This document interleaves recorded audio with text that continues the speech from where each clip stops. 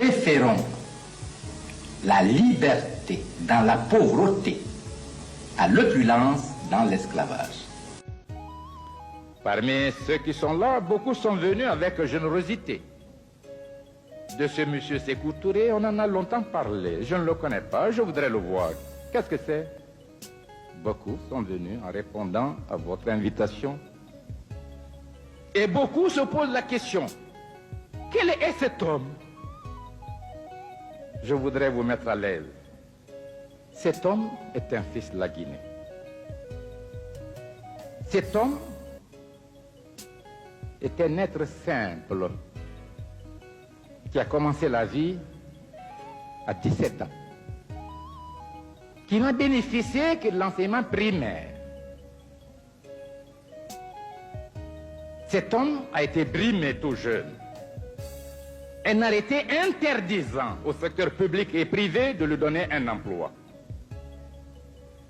Cet homme n'avait rien. Et au moment où pour la première fois son parti, le Parti démocratique de Guinée, l'avait choisi pour être le candidat député pour le Parlement français, il lui était réclamé 5 000 francs. C'est-à-dire 50 francs français aujourd'hui. Cet homme, pendant un mois, était incapable par lui-même de trouver les 5 000 francs. Mais cet homme était déjà dans la conscience des travailleurs de Guinée.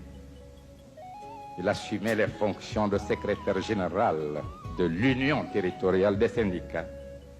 Et celle plus importante, de premier responsable de la Confédération panafricaine des syndicats.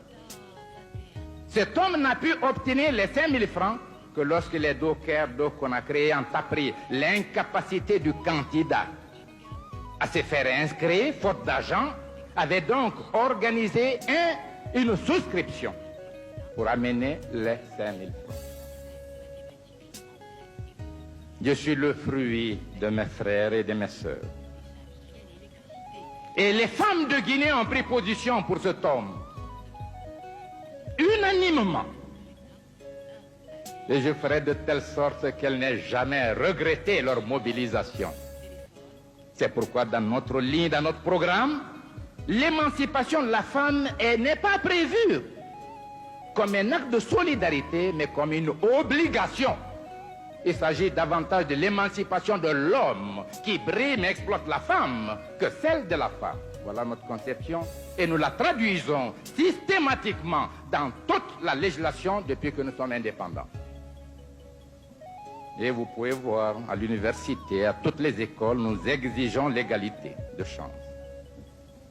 L'égalité de l'effectif. Dans la vie, à l'Assemblée, nous avons 42 députés sur une assemblée de 210. Dans le gouvernement, dans tous les appareils de direction. Cet homme aussi a été soutenu par les jeunes parce qu'il avait dirigé le mouvement de la jeunesse. Mais cet homme était esclave d'une tradition familiale. Mes deux grands-parents ont assumé un rôle de premier plan. Nous qui parlons de démocratie populaire, nous provenons de la féodalité. Car mes deux grands-parents ont été chefs, empereurs.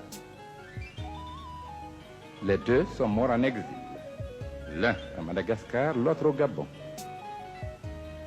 Mais la Guinée verra l'avènement de la démocratie, l'avènement même du style révolutionnaire grâce à notre groupe.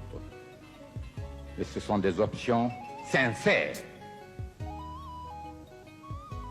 Cet homme donc n'a aucune haine à l'égard de qui que ce soit. Et, monsieur le maire, je vous donnerai tiré des archives quelques extraits des discours tenus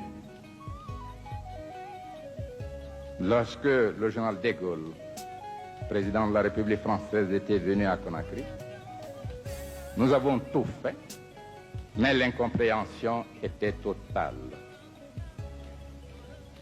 Mon collègue, le président de la République française, M. François Mitterrand, était un ami personnel. J'ai appartenu au même groupe parlementaire que lui, le groupe UDCR-RDA.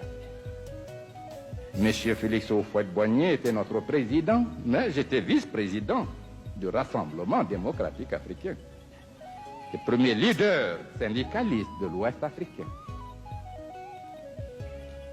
Nous disons donc que nous avons voulu maintenir nos liens et même faire affermir l'amitié, la confiance entre la Guinée indépendante et la France. Mais il y a eu contradiction due à la nature viciée des communications. Et si le peuple français, je m'excuse de l'expression, n'a souvent entendu ou lu que des contre-vérités.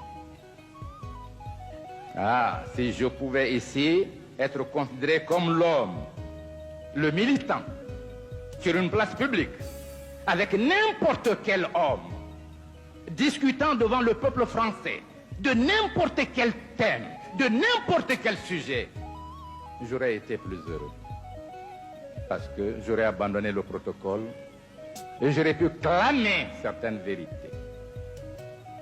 Ceux qui sont venus à l'appel de M. le maire nous accueillir, j'ai dit certains sont des amis, d'autres ne savent pas pourquoi, pour qui ils sont venus. Je voudrais que vous reteniez une seule image, c'est celle d'un homme sincère, un homme qui n'a pas de complexe, un homme qui n'a aucune rancune.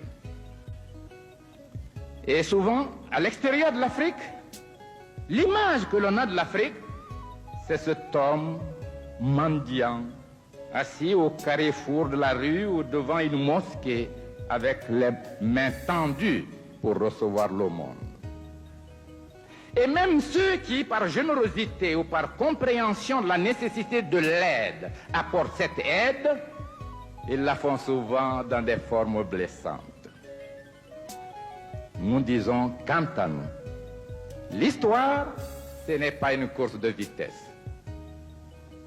C'est une course de fond sans fin.